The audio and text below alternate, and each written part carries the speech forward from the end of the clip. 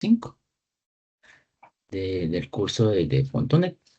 Y la sesión del día de hoy, pues, es sobre la conexión de SQL Server o de la base de datos con el API REST. En nuestra última sesión vimos cómo construir un API REST, cómo crear los métodos. Entonces, el día de hoy vamos a ver cómo hacer esa conexión entre el API REST y la base de datos. Y para ello, pues vamos a utilizar SQL Server y vamos a utilizar un componente que se llama Dapper, que este nos sirve para conectarnos a la base de datos. Vamos a irlo viendo poco a poco. Mm,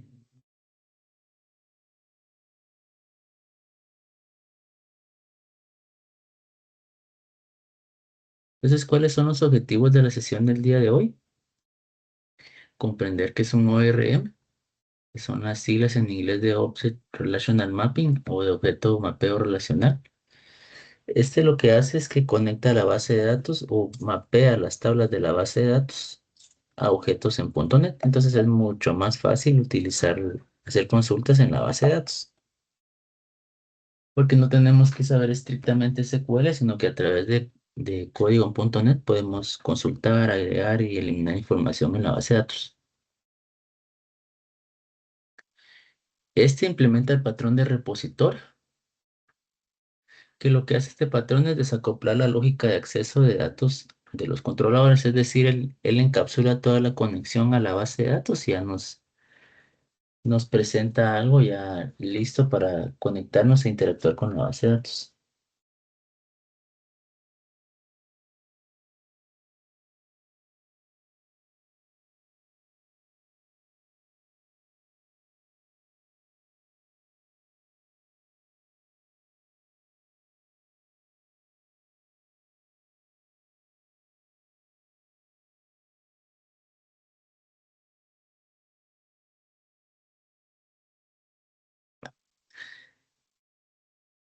Y pues el objetivo de la sesión de hoy es conectar el API REST con SQL Server, utilizando el servicio de base de datos genérico que nos proporciona Dapper. Vamos a ir viéndolo poco a poco. Y realizar operaciones de lectura, escritura e invocar procedimientos almacenados. Entonces, como parte de la guía, tenemos aquí al final una sección de base de datos. Y acá pues tenemos todas las tablas de la base de datos. Que ya cuando hagamos la práctica vamos a crear la base de datos y vamos a crear todas las tablas a través de un script que tengo en .NET. Entonces realmente yo les voy a trasladar este proyecto en .NET, lo corremos y él crea solito las tablas de la base de datos. Y al final tendríamos esto en nuestra base de datos. Tenemos la tabla ticket, la tabla usuario, la tabla prioridad, estado, categoría, bitácora ticket, ya listas para empezar a agregar datos dentro de las tablas.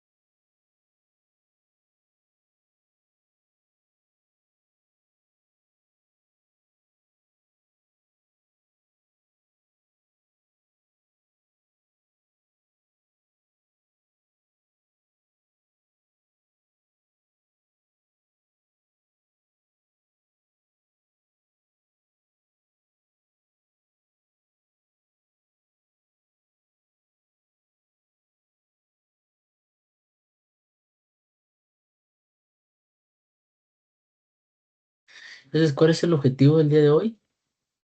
Bueno, hasta ahora nuestro controlador devolvió una lista de datos, pero los datos estaban directamente en el código.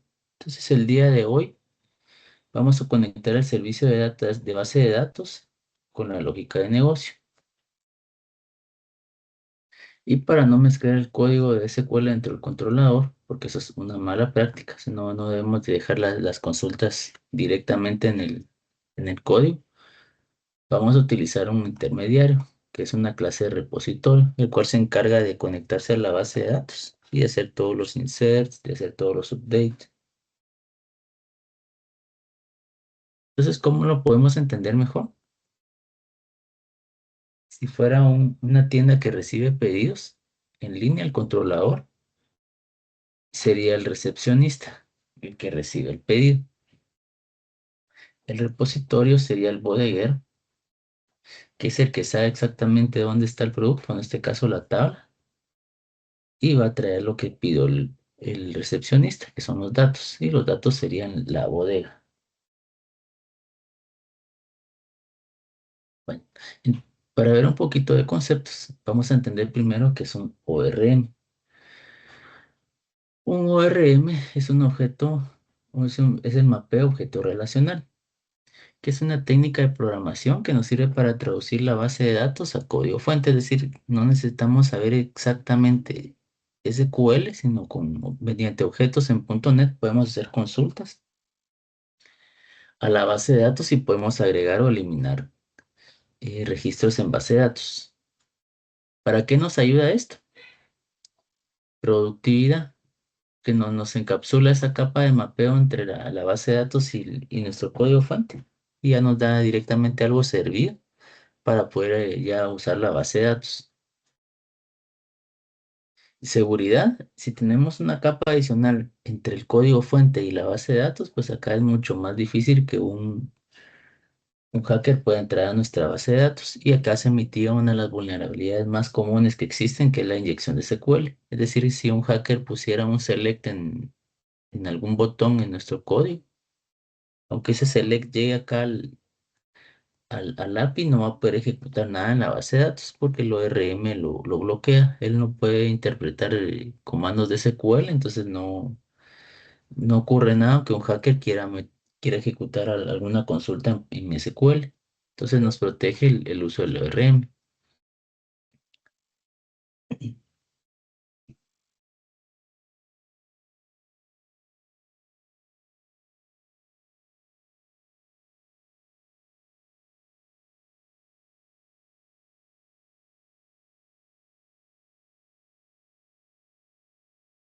Abstracción. Esto es muy importante, Cintia, que cuando tú usas un ORM como Dapper, no necesariamente tú estás diciendo yo voy a usar una base de datos SQL Server, simplemente le estás diciendo que vas a usar una base de datos que tiene una estructura de tablas. Entonces, si tú tienes una base de datos en SQL y una en Oracle, pero tienen la misma tabla, si tú quieres cambiarte de SQL Server a Oracle, no tienes que modificar el código. Todas tus consultas solamente tienes que cambiar en el ORM, la base de datos a la que te estás conectando, y automáticamente puedes migrar de un motor de base de datos a otro, de un SQL Server a un MySQL o un Oracle. Y el impacto en tu programación pues es mínimo, solo le dices que ahora no estás usando SQL Server, sino que Oracle o MariaDB. Entonces esto nos sirve mucho para entornos donde puede ser donde exista el riesgo de cambiarse de un motor de base de datos a otro. Y también el código cumple con un criterio de mantenibilidad, es decir, que es fácil de mantener o de cambiar, ya que usamos lenguaje de .NET para la lógica de datos. Es decir, si tú tienes que cambiar una consulta, es mucho más fácil identificarla si utilizas un ORM. Y existen diversas opciones. Está el propio que trae .NET que se llama Entity Framework. Más adelantito te voy a explicar por qué no lo usamos o por qué en este curso nos fuimos por Dapper. Pero más adelantito te voy a explicar las ventajas y desventajas de cada uno. Y el rendimiento. Al haber una capa extra de traducción, Bueno, desventajas de usar un ORM, que se agrega una capa extra, entonces eso es tiempo de procesamiento, aunque realmente aquí son milisegundos, ¿verdad? Es un tiempo muy corto, pero sí le agrega un poco de tiempo al, al procesamiento de las peticiones. Y la curva de aprendizaje, que tenemos que aprender el ORM para poder utilizar, pero una vez ya lo sabes utilizar, no hay problema. Entonces, ¿cómo funciona un ORM? En esta gráfica lo traté de explicar. Tenemos nuestro código en punto .NET que tiene clases, por ejemplo, la clase usuario, la clase orden, la clase productos, y estos se convierten en objetos. Entonces, el ORM es una capa adicional, es otra clase más que vamos a tener dentro del código, que utiliza la herramienta del ORM para mapear estos objetos a tablas. Es decir, tú tienes un objeto usuario y este va a tener un campo código, nombre y email. Y cuando tú llegas en el código usuario.create, entonces automáticamente te va a crear un registro en la tabla usuarios. Tú no tienes que hacer un select propiamente, pero una instrucción insert en SQL para agregar el registro, sino que ya él automáticamente le hace esa traducción. Si él recibe una instrucción create, él crea la sentencia SQL para hacer un insert y lo inserta en la base de datos. Entonces él se carga de transformar nuestras instrucciones en .NET a instrucciones en SQL. Y vamos a ver que manejarlo es como manejar una clase normal en .NET.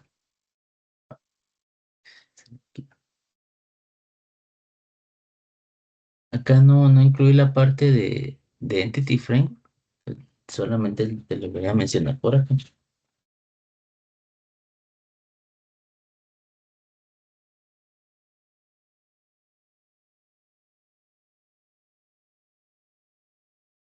Entonces, Entity Framework es una herramienta ORM, o sea, algo que te convierte código de .NET en SQL, y este es propio de Microsoft.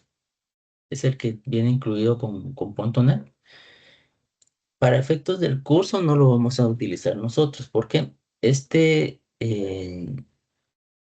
es un poquito más lento que Dapper. Digamos, él sí hace las traducciones, por ejemplo, de una tabla de usuarios, él hace la traducción a una clase en .NET, y si tú le das create o insert, le agrega un registro en la base de datos, pero él crea los queries. Con Dapper, que es el que vamos a utilizar, él nos pide que a nosotros tengamos creado un query. Entonces, ese es un poquito más rápido porque no hace esta parte de acá, la traducción de convertir algo de .NET a SQL, sino que él necesita que nosotros le demos algo en SQL ya construido. Ese sería acá un ejemplo.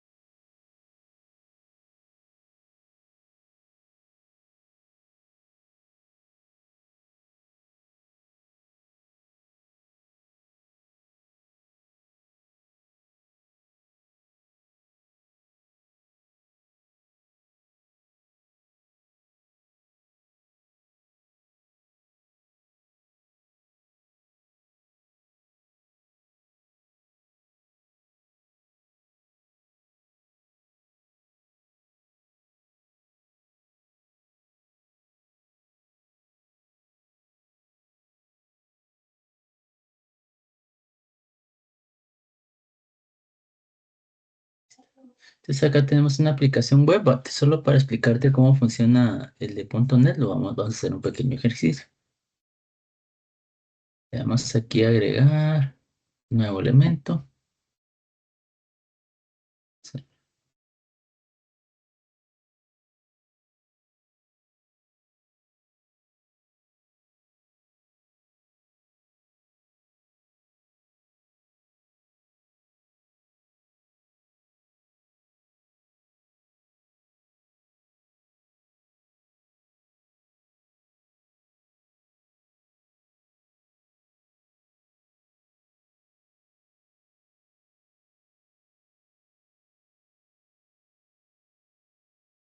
Nuevo elemento acá.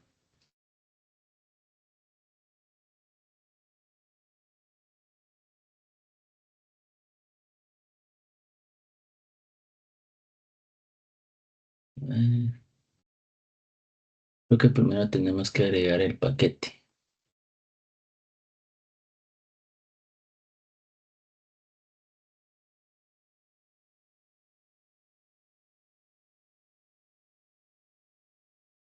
Sería este que dice Entity Framework Core. Como siempre me pide aceptar un contrato de licencia que es este de acá. En este caso es una licencia gratuita, tipo MIT. Ya lo agregó y ahora vamos a agregar las clases al proyecto.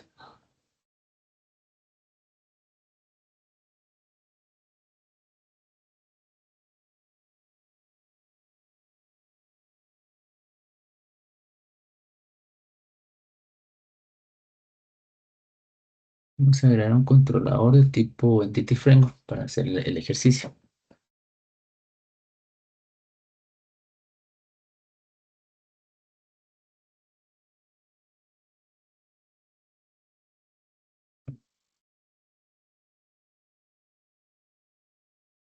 Y contesta.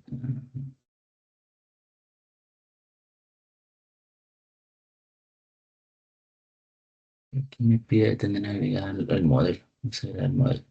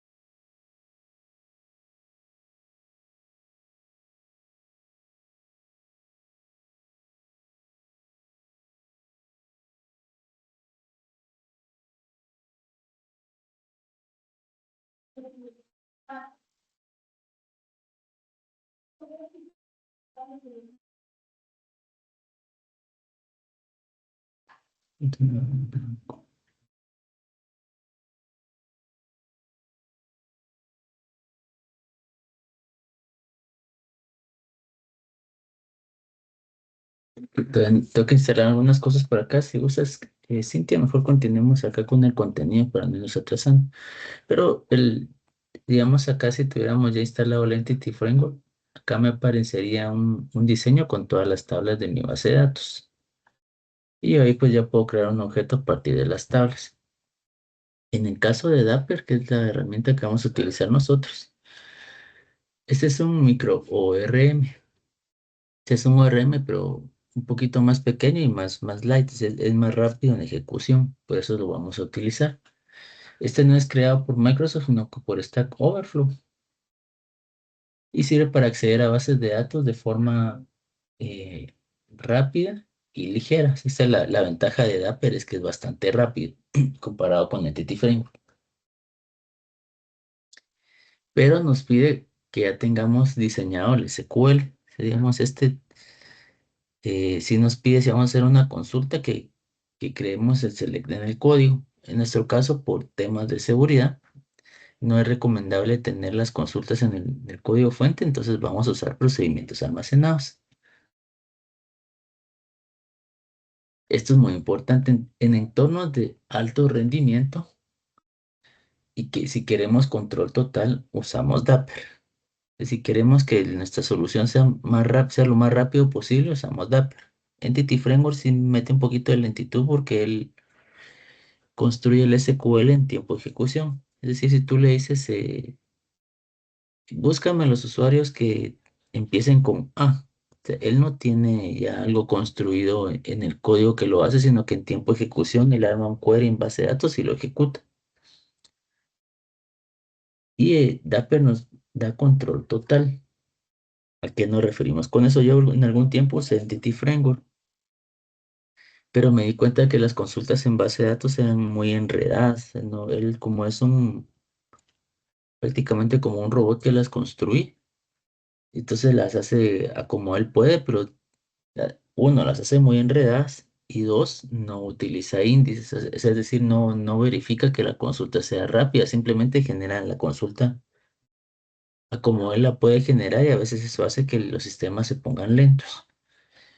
Contrario, Dapper sí nos pide que ya tengamos las consultas creadas por nuestra cuenta. Eso nos da control total. Yo me topé con algunos problemas con Entity Framework porque era un sistema grande y a la hora de que había muchos usuarios conectados se ponía lento porque las consultas eran lentas. En cambio, con Dapper nosotros tenemos el control de las consultas. Le podemos decir, quiero que ejecutes esta consulta y que utilice este índice. Eso lo que hace es que la consulta sea rápida. Entity Framework no nos da esa flexibilidad, por eso yo recomiendo Dapper. Dapper es un ORM ligero y rápido y convierte nuestros resultados en una consulta SQL. Entonces, o para que me entiendas un poquito más que lo que estamos platicando, vamos a ver cómo quedan las consultas ya con Dapper.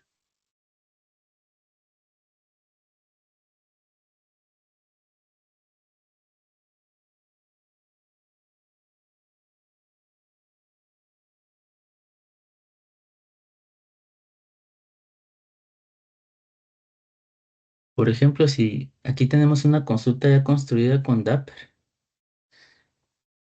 y yo quiero obtener las categorías que existen en la base de datos. Se puede hacer mediante una consulta SQL. En este caso, yo lo que recomiendo es utilizar procedimientos almacenados porque es mucho más seguro. Entonces, en la base de datos hay un procedimiento almacenado que se llama obtener categorías. Y pues con estas ¿qué? 5 líneas de código ya se van a obtener todas las categorías que están en la base de datos. O sea, es un código bastante limpio y bastante sencillo. No nos estamos metiendo a algo muy complicado, sino que siempre el código sigue siendo fácil de entender. ¿Qué significa que sea un micro RM? Si tienes alguna duda, Cintia, pues me puedes interrumpir. Con gusto, no hay problema. ¿Qué significa que sea un micro RM?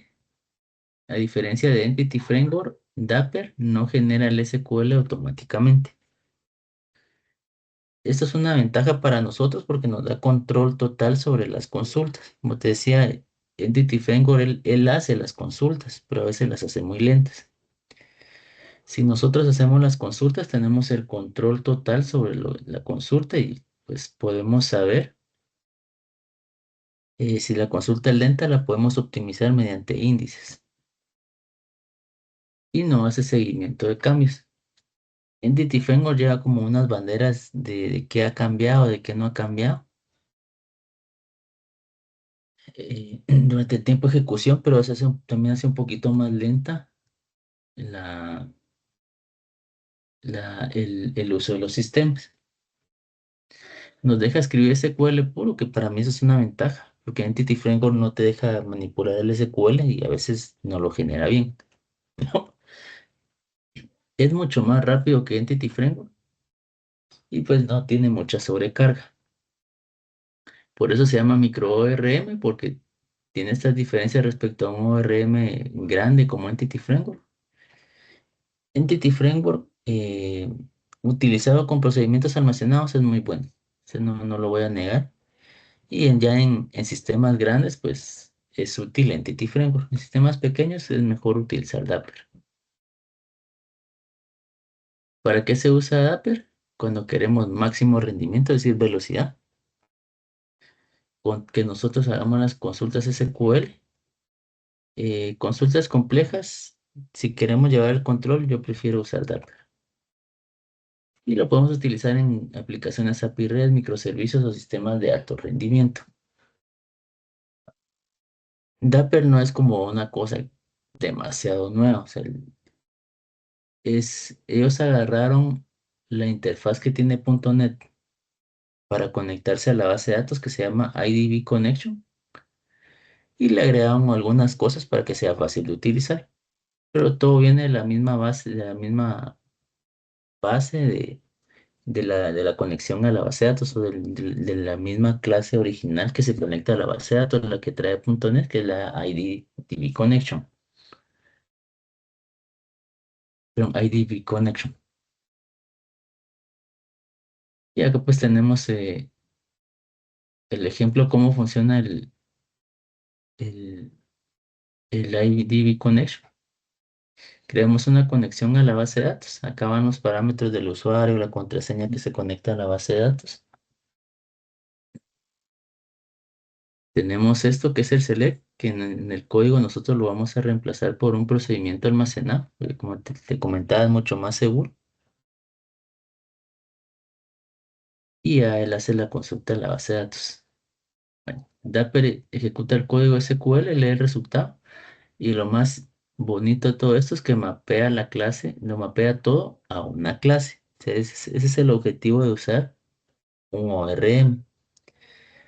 Porque si tú no usas un ORM, lo que te devuelve es un conjunto de datos, pero tú tienes que ir con el conjunto de datos e irlo transformando en un objeto. Si esto no estuviera con Dapper, yo después de esto tendría que poner instrucciones como el resultado. Por ejemplo, y esto me trae una lista de categorías.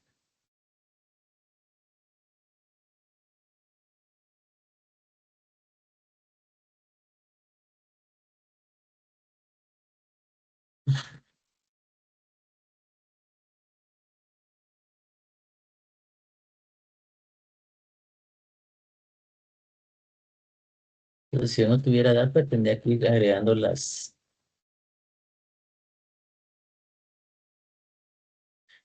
objetos de forma manual. Entonces aquí tendría yo el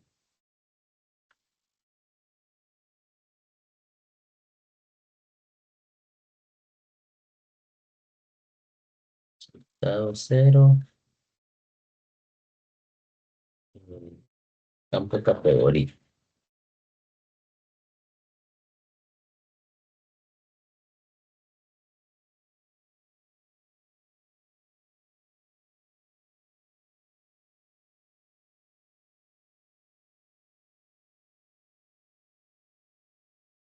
Entonces yo tendría que revisar el procedimiento almacenado. Entonces, vamos a ver cómo está.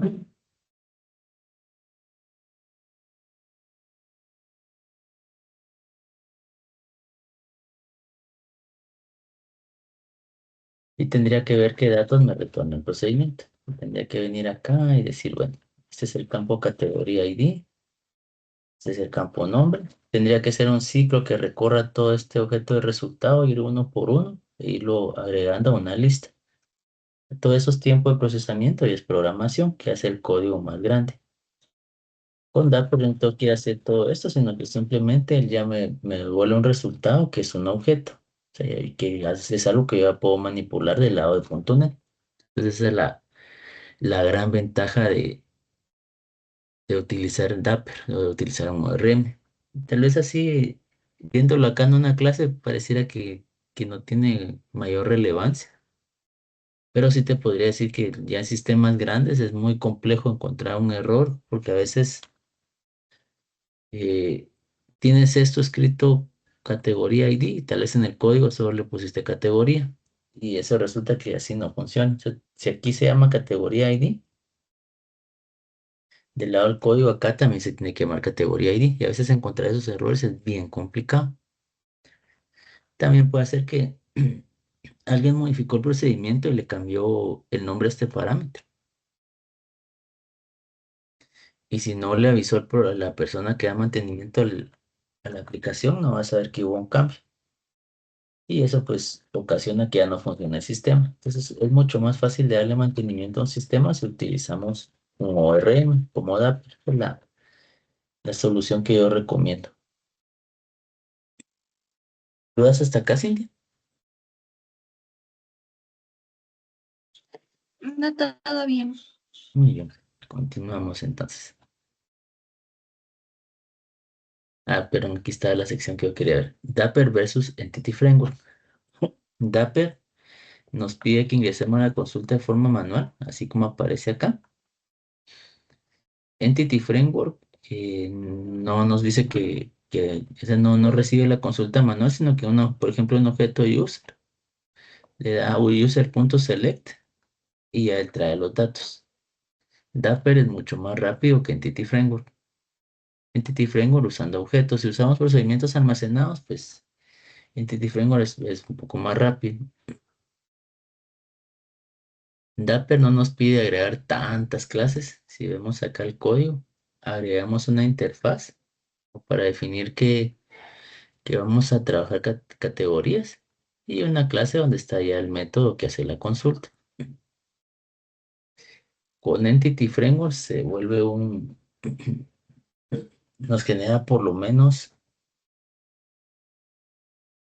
em, nos genera un modelo, una capa de repositorio, nos genera más o menos como 4 archivos por cada tabla.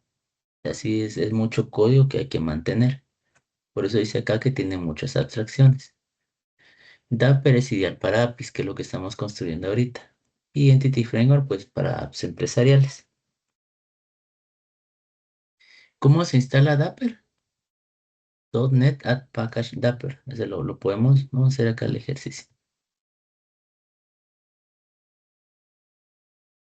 Acá desde la consola lo podemos instalar. Ahí está.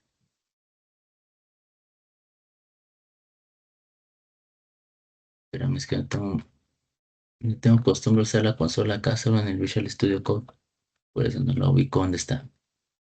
Ah,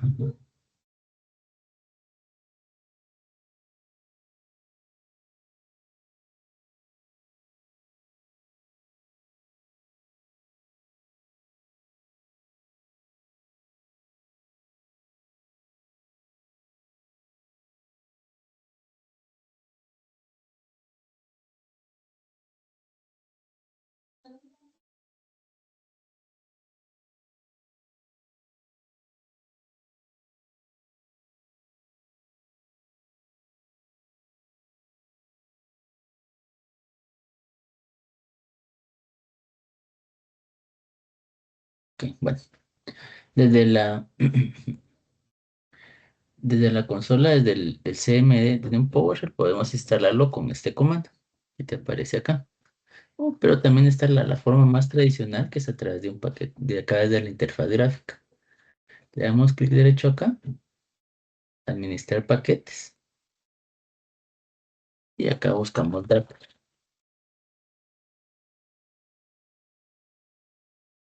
Y pues es este que dice Dapper, le damos a instalar. Y pues como siempre nos va a decir que estamos seguros de instalarlo y nos va a dar una licencia bueno, este no me pidió licencia.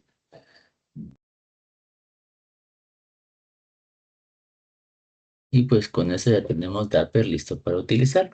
Entonces es bien sencillo de agregar.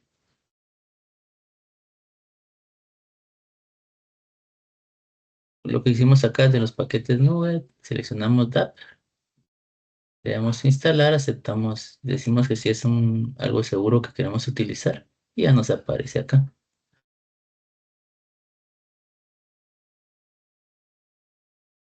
Entre la sección de paquetes ya nos aparece Dapper. Voy a quitar este para que no tengamos conflictos.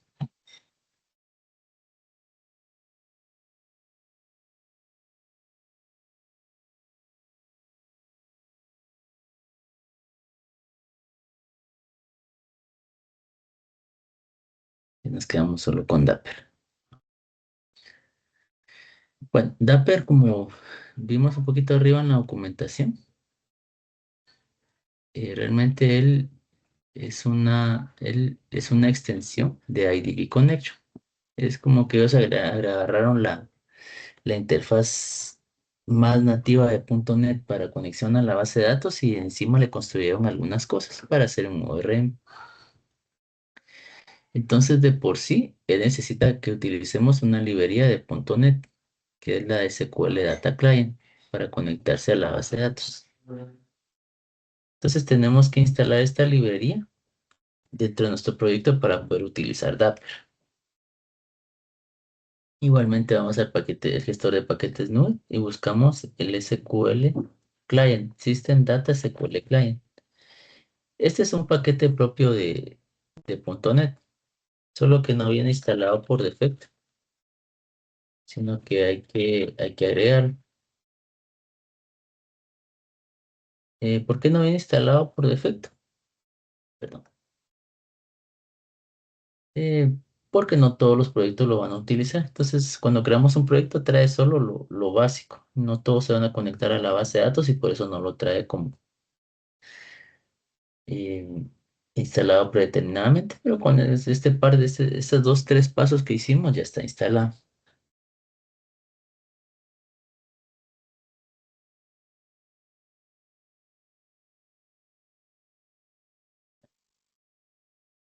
Y por último, hay un concepto bastante importante que es la inyección de dependencias.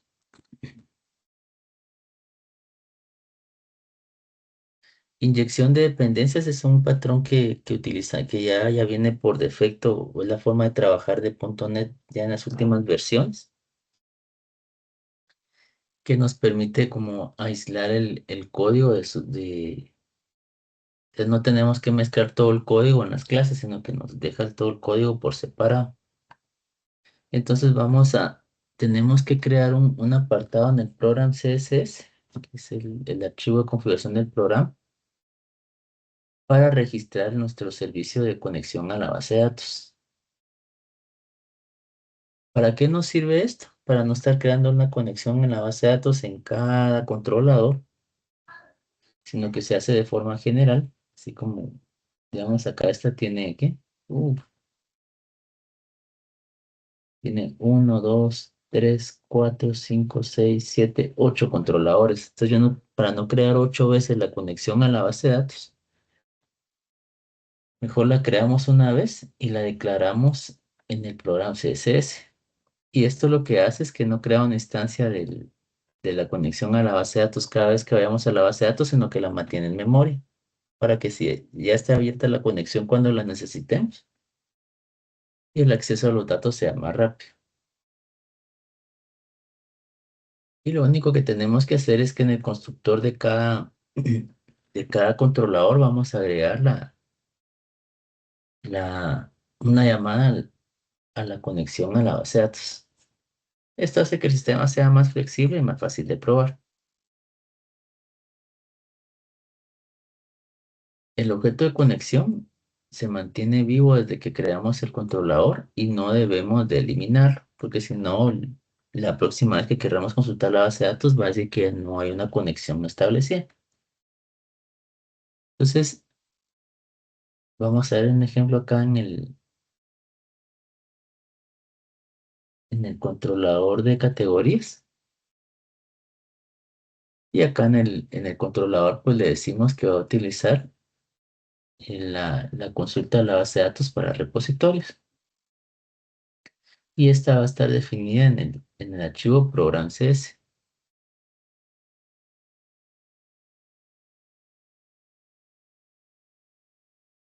Y solamente le decimos acá que hay una definición de una consulta de una clase que maneja las categorías. Y es esta interfaz de acá que dice categoría repositorio.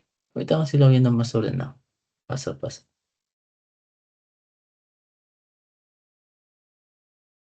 Entonces, ¿qué es lo primero que tenemos que hacer?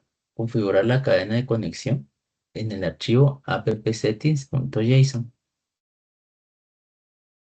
La cadena de conexión nos indica dónde está la base de datos, el usuario y la contraseña que utilizamos para conectarnos.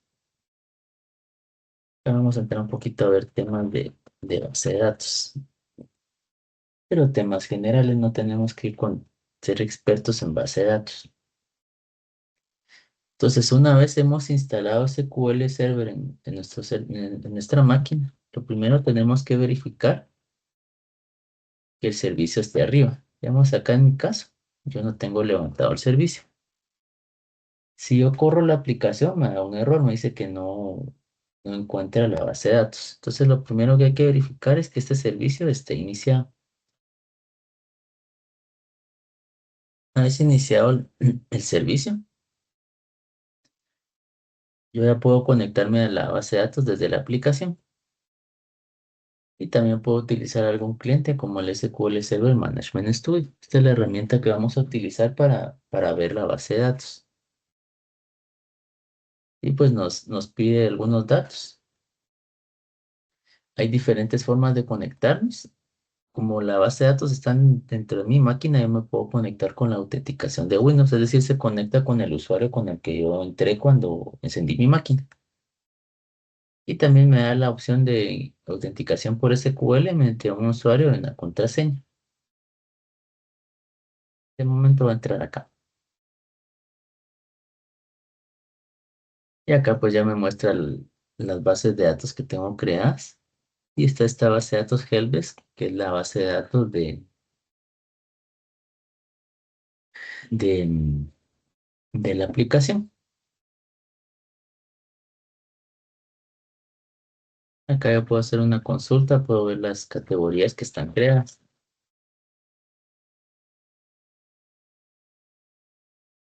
Y tengo estas cuatro: hardware, software, redes y cuentas de usuario. Y si te recordarás, tenemos también un procedimiento almacenado que consulta las categorías y se llama obtener categorías. Este debería estar creado en la base de datos. Podemos ir acá a la sección de programación, procedimientos almacenados.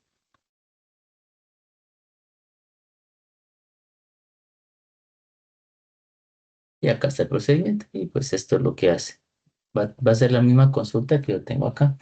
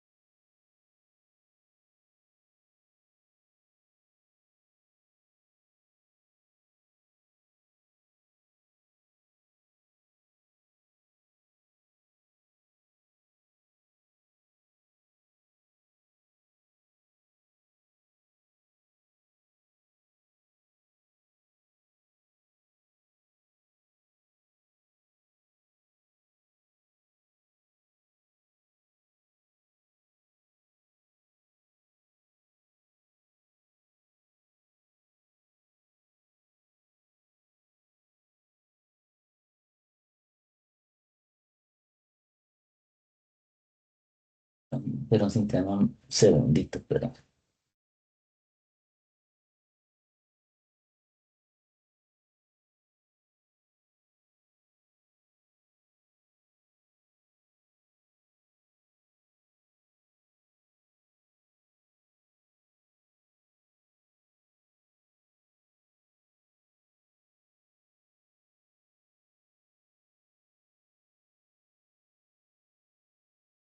Pero sí, un segundito. Está bien, no tenga pena.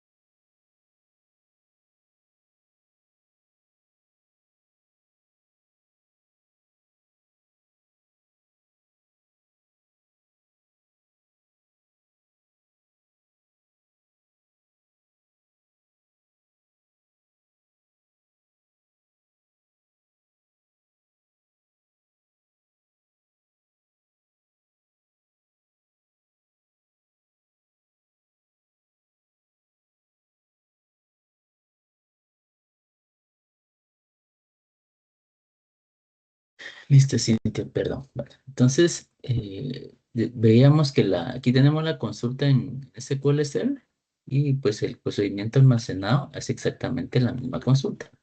Y como platicábamos hace un momento por temas de seguridad, es mejor eh, que la consulta sea mediante un procedimiento almacenado, porque acá un hacker, aunque intente hacer mil cosas, no puede sacar información ni mucho menos borrar registros. En SQL Server, pues podemos ejecutar aquí el procedimiento almacenal y vamos a ver que nos trae exactamente los mismos datos. Lo único es que aquí el procedimiento dice que vengan ordenados por nombre. Entonces por eso es que los vemos así, aunque los números se vean un poquito desordenados.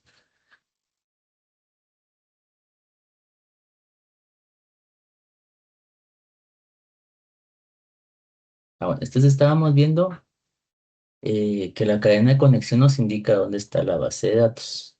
Ahorita vamos a ver el ejercicio para conectarnos desde acá, solo para ver que nos funcione.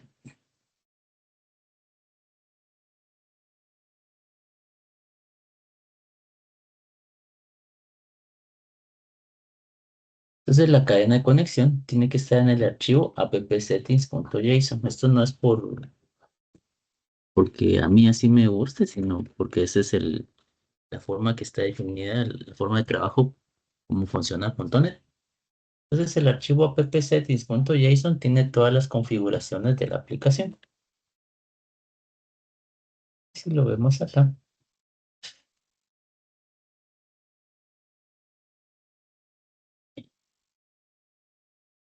Digamos acá ahorita, cuando tú creas el proyecto solamente trae esto, que es el nivel de bitácora. Ya que qué tantos registros va a llevar sobre la actividad de la aplicación. En este caso dice que es sobre el nivel de información, es decir, va a almacenar solo información general y los juegos permitidos puedes traer información de cualquier sitio, por eso tiene asterisco. Este archivo tiene una estructura de tipo JSON, por eso es que empieza con una llave, después viene una definición, entonces una llave con todas las propiedades de esta definición y todo va siempre separado por comas.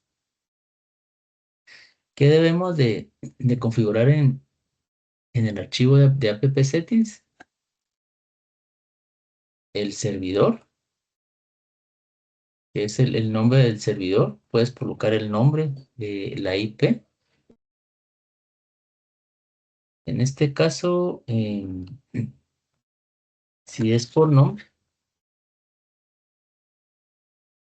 acá en SQL Server hasta arriba te aparece el nombre de tu máquina. En mi caso es laptop 06GS0U9T. Entonces yo tendría que colocar esto de acá. El nombre de la base de datos sería helpdesk, que es la que vamos a trabajar nosotros durante el curso. Y un motor de base de datos, así como el que yo tengo instalado, puede tener más de una base de datos. Digamos, acá yo tengo la Core, la Abogalex, Neoclínica, 2989. Entonces, por eso es que es necesario especificar el nombre de la base de datos, porque puedes tener más de una en el servidor. El usuario con el que te conectas y la contraseña. Y para el curso, nosotros vamos a crear un usuario que se llame Helpdesk User y la contraseña va a ser Helpdesk 2026. Como este es un JSON, debería llevar esta estructura.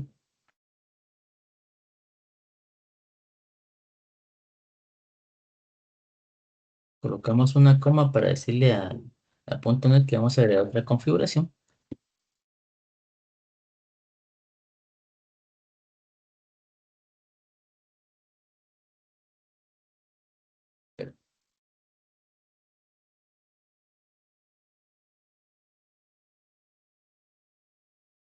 Y agregamos esto.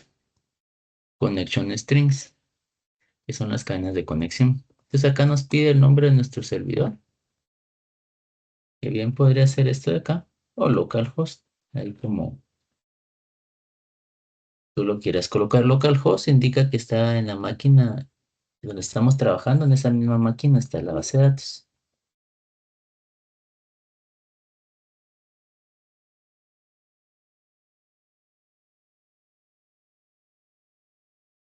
El nombre de la base de datos es Heldes, el usuario.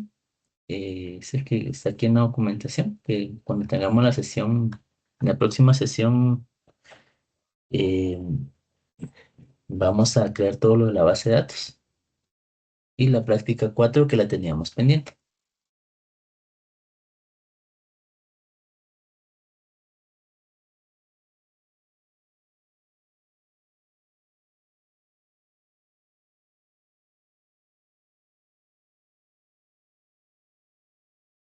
Acá, ojo que no, esto no lleva comillas, sino que es tal cual está el nombre del usuario. Y acá en la opción Trusted Server Certificate, le estamos diciendo que debe de confiar en el servidor. ¿Qué es eso? Ahorita te explico. Es conectar e intento conectarme nuevamente. Ahora lo voy a hacer con un usuario de SQL con los datos que tenemos acá. El usuario es Helvex, la contraseña Helvex 2026 punto.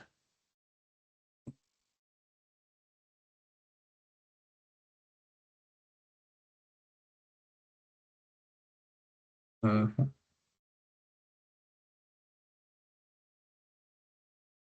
Ah, o sea, no hay problema, porque no tengo el usuario.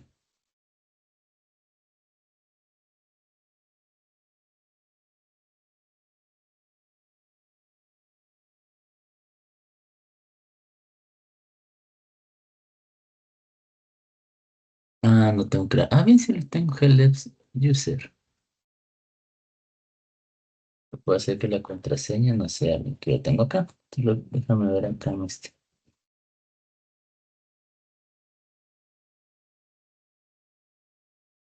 Ah, es que yo tengo otra contraseña, perdón. Es por eso.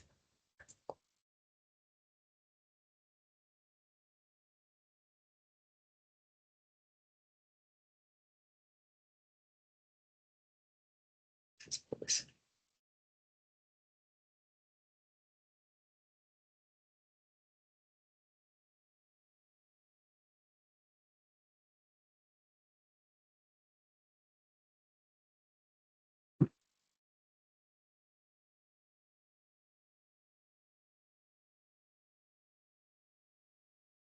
Si yo le doy acá a conectar, me dice que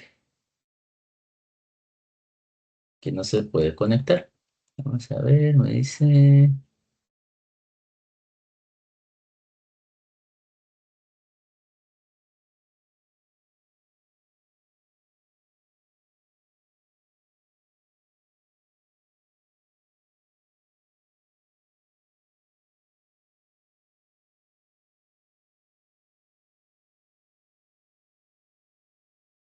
Y es por esto de acá. Porque yo no le he seleccionado que confíe en los certificados del servidor. O sea, él lo que hace tanto .NET como lo que estoy tratando de ahorita hacer con la conexión es que él verifica que el servidor es un servidor seguro, que no es un hacker o un pirata que me quiere afectar. Entonces, si yo le doy que sí confío en esta conexión, bueno, aquí me dio otro error. Vamos a ver,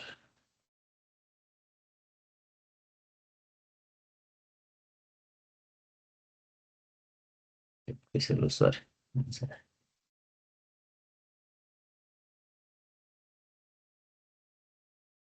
Bueno, pero regresando acá, tenemos que ponerle esta opción para que confíe en los certificados del servidor. Es decir, le estamos diciendo que el servidor al que nos estamos conectando es un servidor seguro, no es un servidor pirata. Así es una conexión segura. Acabamos. Eh, Esto es muy importante. Ya, acá para nuestro entorno de desarrollo, pues tenemos acá la configuración en el archivo appsettings.json. Pero ya cuando tú subes un sitio a un servidor, ya la configuración no la jala de acá, sino que tú tienes que configurar directamente la aplicación en el servidor. Te voy a explicar más o menos cómo funciona esto.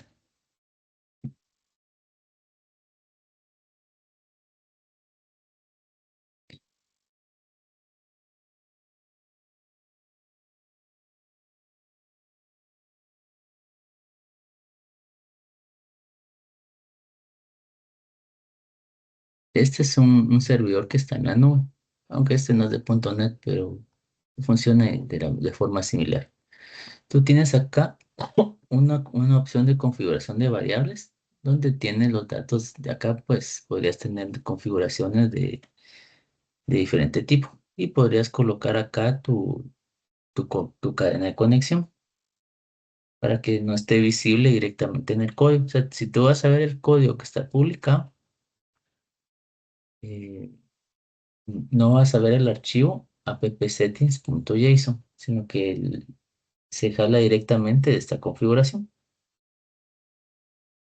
Es más o menos así. Acá tenemos algo que se llaman variables de entorno. Tampoco es un lugar seguro para poner una cadena de conexión, sino que en la práctica se crea un almacenamiento protegido que se le conoce como bóveda de secretos. No te puedo dar un ejemplo visible acá porque no tengo configurada todavía una bóveda de secretos en este sitio, pero así es como funciona.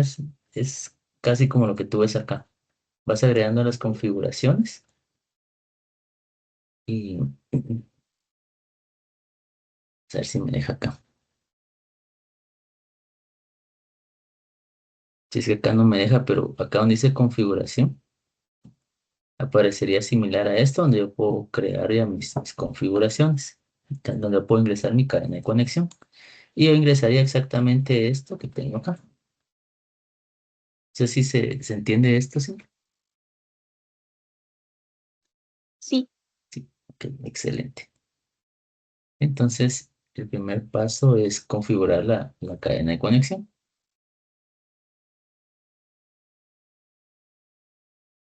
Ah, y acá está cómo creamos el usuario en base de datos. Tenemos que crear un nuevo login. Eh, Vamos acá a la opción de seguridad. Y logins. Logins son los usuarios que se conectan a la base de datos. Entonces acá le damos clic derecho, nuevo login. Un login no solamente es un usuario, sino que es una credencial para conectarte a la base de datos. Es decir, eh, acá yo tengo, por ejemplo, el USRSG 2989 o el helpdesk, y yo lo puedo asociar a esta base de datos, a esta y a esta. O sea, yo puedo decir que con ese usuario me puedo conectar a todas las bases de datos o las que yo defina que quiero que ese usuario se pueda conectar. Y yo le doy permisos. Yo le puedo decir que tiene permisos de lectura, es decir, puede ser consultas. Puede tener permisos de lectura y de escritura, se puede agregar datos, puede consultar. Le puedo dar permisos para eliminación, para quitar, para borrar registros. Y también le puedo dar permisos de forma muy granular. Por ejemplo, acá, nuestra base de datos tiene varios procedimientos almacenados.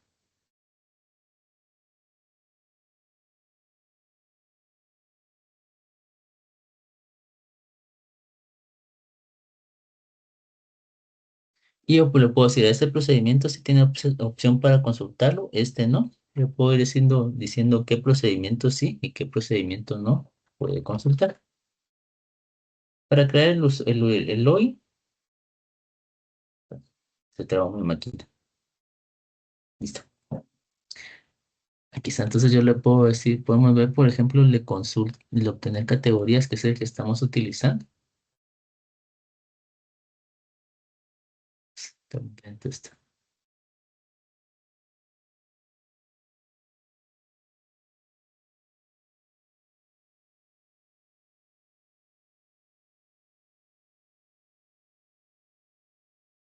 Se puso un poquito lento. Entonces, si gustas, Cintia, hacemos una pausa y continuamos en un momento. está bien. Se traba mi máquina. Y hacemos una pausa de 15 minutos y Está bien. regresamos. Gracias. Ok. Tener grabación.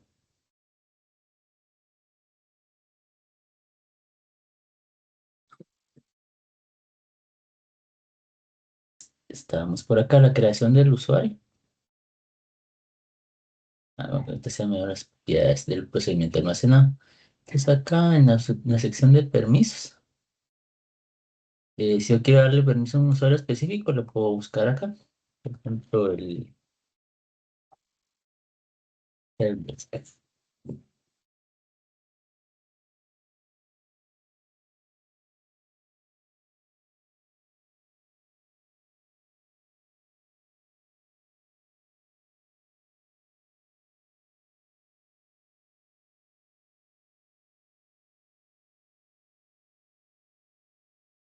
Y así público. Digamos, acá como el helpdesk ya tiene el permiso, no me deja agregar, pero si no lo tuviera, aquí me parecería y le podría agregar. Entonces, los permisos se pueden otorgar de forma granular, o sea, es decir, se le puede dar permiso por usuario, por procedimiento, o se le puede dar permiso a un usuario como está el Helpdesk, que tiene permiso sobre todo lo que tiene que ver con la base de datos, procedimientos, tablas, entonces él puede hacer de todo. Para crear el usuario, le damos acá en logins, nuevo login, y acá le podemos poner un nombre, por ejemplo, conexión API. Por lo regular utilizamos autenticación de SQL, es decir, usuario y contraseña.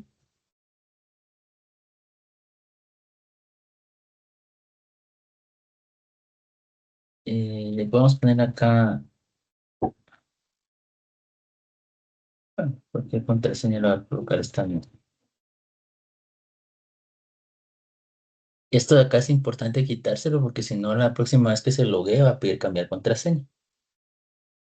Y acá pues se le indica sobre qué base de datos va a tener acceso. Digamos, de momento va a ser sobre la Helpdesk.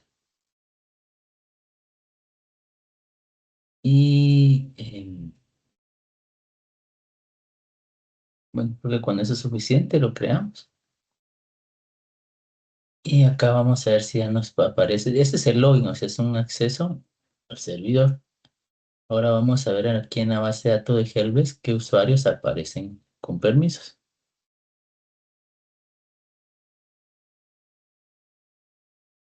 Y digamos, yo le di permiso al usuario para conectarse a la base de datos. Ahora lo tengo que agregar aquí como usuario de la base de datos.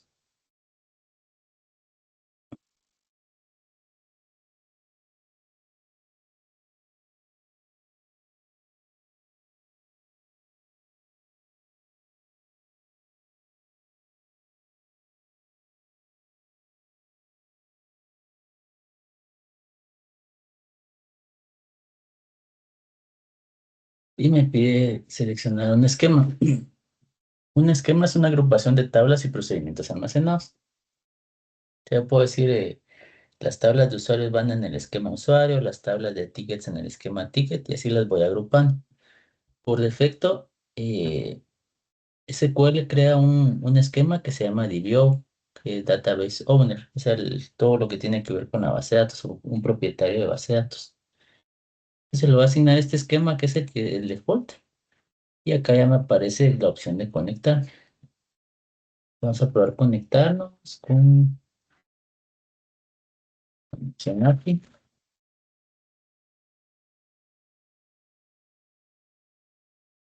y pues acá ya se conecta, ya me aparecen las tablas de la base de datos. Yo creo que ese era el problema que teníamos con el otro, con el Helpdesk que no estaba acá.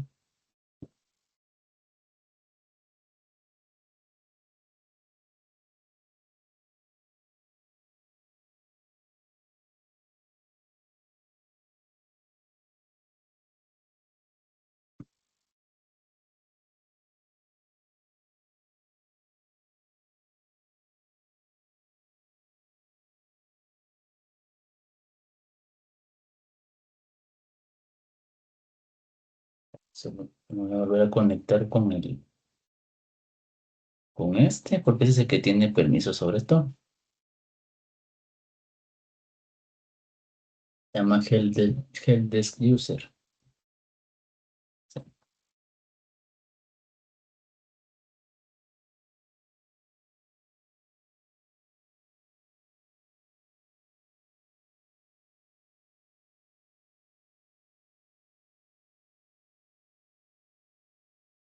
Y que por eso es que no me estaba funcionando.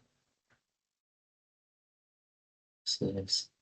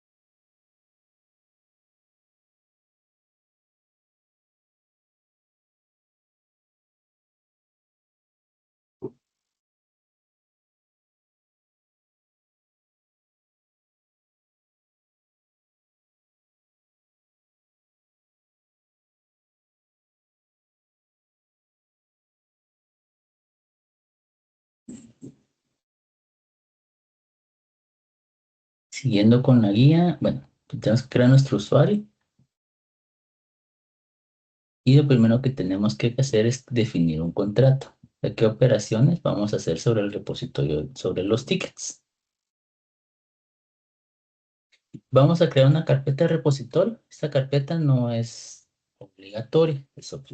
Podemos crearla donde nosotros querramos crearla. A mí me gusta llevar una estructura de este tipo por orden. Entonces vamos a crear acá primero una carpeta de repositorio.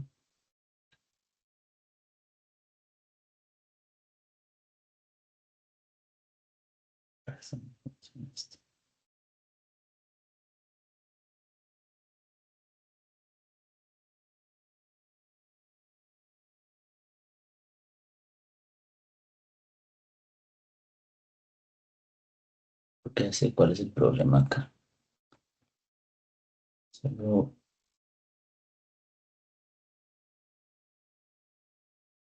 porque la contraseña es la que está.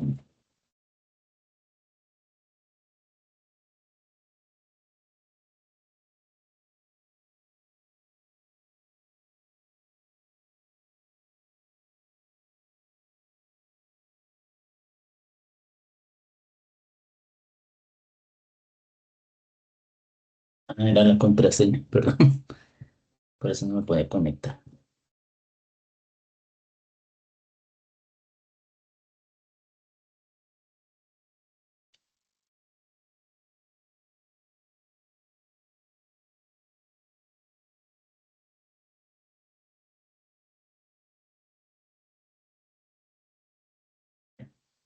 Y regresando acá, perdón, Cintia. Por orden, a mí me gusta más tener esta estructura. Una carpeta de repositorio que sabemos que es lo que va a la base de datos. Y esto siempre nos obliga a tener una interfaz donde definimos qué métodos vamos a tener para consultar la base de datos. También por orden, a mí me gusta colocarlo entre una carpeta interfaz como para saber dónde están las clases. Y después tener una carpeta de implementación donde ya esté la implementación de esta interfaz. Es decir, acá solo definimos qué métodos lleva y en la implementación pues ya lleva todo el código asociado a los métodos.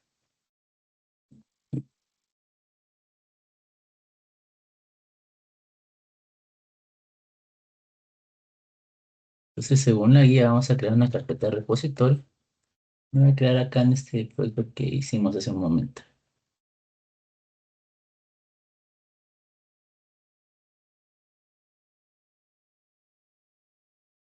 Después una carpeta de interfaz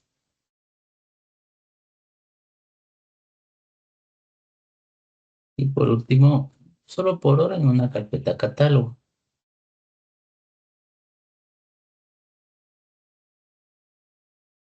Aunque ese no es obligatorio ir creando esa estructura de carpetas, solo es por orden para saber que aquí van todas las clases relacionadas con los catálogos. ¿Por qué? Digamos, ahorita en la práctica llega hasta a crear la conexión y las consultas con el catálogo de categorías, pero tenemos más catálogos en el sistema.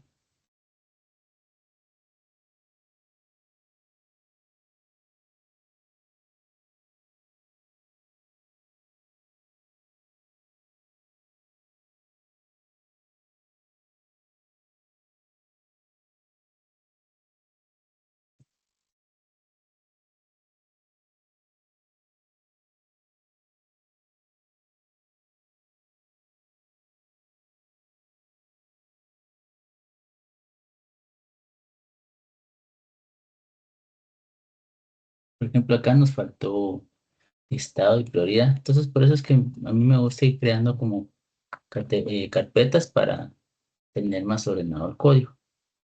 Pero esta estructura de carpetas no es obligatorio. Lo que sí es obligatorio es tener la interfaz para conectarnos a la base de datos. En este caso le vamos a poner ahí categoría. O sea, para entender que es la I nos dice que es una interfaz, o sea, no es un estándar, no es obligatorio colocarle la I, o le puede colocar cualquier nombre, pero la práctica común en la industria es colocar una I para, para saber qué es una interfaz. Entonces es la interfaz o la definición de qué consultas voy a tener de categorías. Entonces le damos a agregar clase y realmente no es una clase sino que una interfaz. Y la interfaz es la definición de los métodos que va a tener otra clase con el mismo nombre. Entonces, acá está la interfaz y de momento solo va a tener esto, un método para obtener categorías. Y es un objeto de tipo categoría. Yo no lo tengo creado acá, pero lo vamos a crear.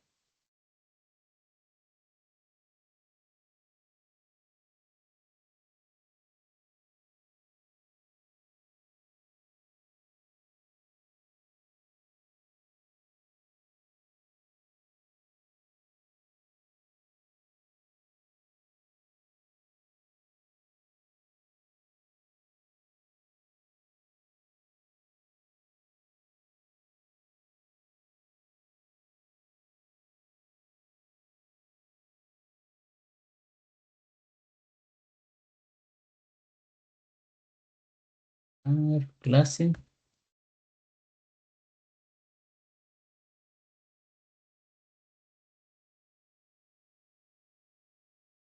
Ya tengo creada aquí la clase. Entonces ya no me debería dar aquí error. Solo la vamos a importar y ya me lo reconoce como una clase. Si te das cuenta, acá no tenemos eh, definido cómo es esa consulta. O sea, solo decimos hay una consulta para obtener categorías, pero no tenemos el código para hacer la consulta. Eso se hace en una segunda clase, que sería la implementación de esta interfaz. O sea, sería una clase donde ya se especifica cómo funciona la interfaz.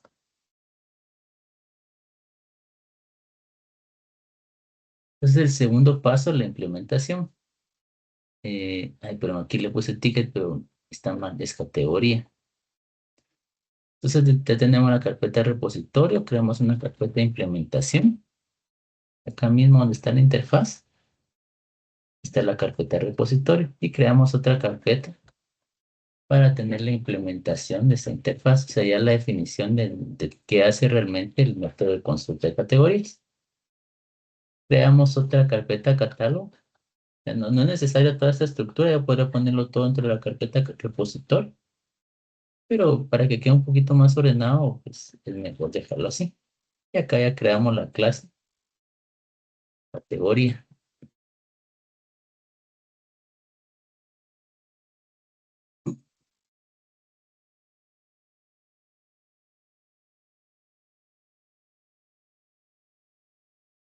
Si vamos a ver la interfaz, esta se llama hay categoría repositorio y esta categoría repositorio. Es casi el mismo nombre, solo que esta no lleva la I porque se entiende que esta no es interfaz, sino que es una clase. Y yo le podría poner cat, incluso si yo quisiera, el nombre no afecta absolutamente nada. O sea, no es una regla o punto net no me restringe que si este se llama hay categoría repositorio, ese se tendría que llamar igual, solo quitándole la I. O sea, eso lo hacemos más por convención humana, por si alguien más lee el código va a entender que esta es la implementación de esta interfaz. Ahora, ¿qué necesita punto .NET para saber que esta clase define el funcionamiento de esta interfaz? Yo le tengo que poner dos puntos y la interfaz a la que representa, o sea, de dónde vienen, o sea, qué métodos están definidos acá, que yo acá les debería dar vida o les debería dar forma. Acá de una vez solo pegando esto me identificó que la interfaz está en esta carpeta, en la carpeta de interfaz catálogo, pero me da un error, me lo marca en rojo. ¿Por qué me da error? Porque yo tengo definido acá que esto lleva un método y si eso está definido es obligatorio que acá debo yo de darle, debo escribir el código de cómo funciona ese método, pero acá está el método y acá no está, por eso me da error. Acá hay dos formas de arreglarlo. La primera es copiar esto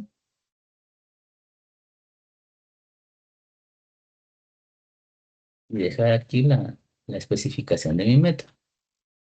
Y como solo es un método, es bastante fácil de realizar. Pero si fueran 10 15 métodos, a veces es un poquito, tiende uno a confundirse entre tanto método. Entonces la forma más fácil, acá me da como una ayuda y me dice implementar todos los miembros de forma explícita. Entonces ya él me hace el código para ir a traer todos los métodos que están acá. Y a mí ya solo me tocaría acá escribir el código, o sea, la funcionalidad propia del método, obtener categorías.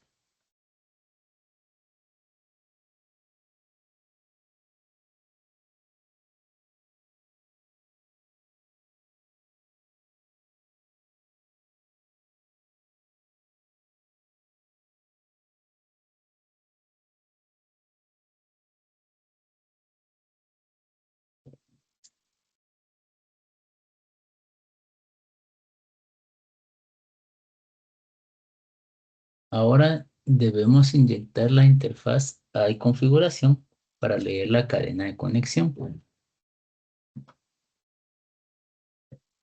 Acá, como todo se maneja por inyección de dependencias, entonces también la lectura de este archivo se hace una vez cuando se crea la aplicación.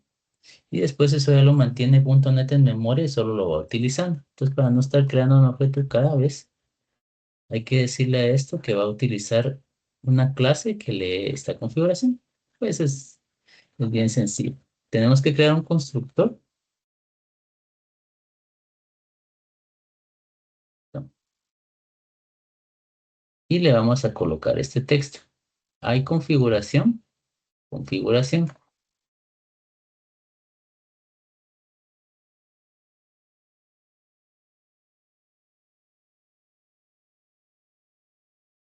Entonces, este objeto tiene la capacidad, ¿no?, de ir y leer este archivo y sacar estos datos del archivo, que es la cadena de configuración. Y o sea, esto de acá tiene que estar definido en el archivo program.cs, que en el siguiente paso vamos a llenar el archivo program.cs.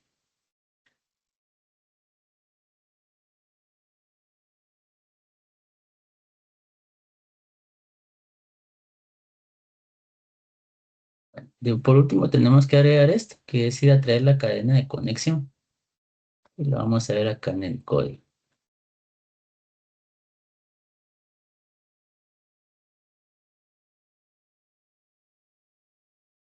Y me faltó algo.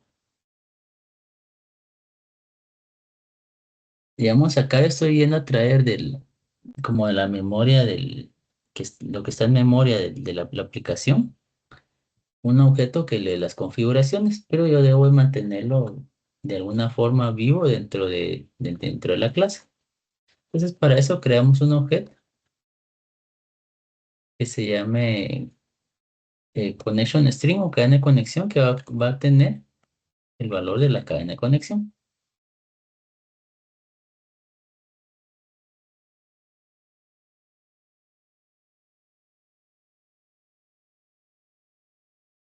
Y lo que hace es que usa el objeto de conexión para ir a leer el archivo app settings y busca default connection, que es este de acá.